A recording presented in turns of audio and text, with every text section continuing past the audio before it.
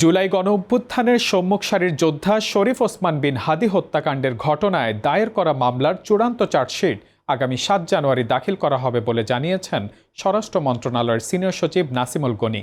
আজ আইনশৃঙ্খলা সংক্রান্ত উপদেষ্টা পরিষদ কমিটির ১৯তম সভা শেষে সাংবাদিকদের তিনি এ তথ্য জানান।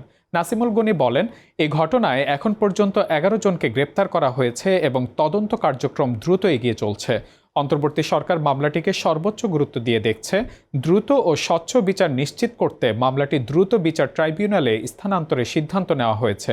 তিনি আরও বলেন, অন্তর্বর্তী সরকারের মেয়াদেই এই হত্যাকাণ্ডের ন্যায় বিচার নিশ্চিত করা হবে। সিনিয়র সচিব জানান, ভবিষ্যতে এ ধরনের সহিংস ঘটনা প্রতিরোধে আইনশৃঙ্খলা বাহিনীকে প্রয়োজনীয় ও কার্যকর ব্যবস্থা গ্রহণের নির্দেশনা দেওয়া হয়েছে।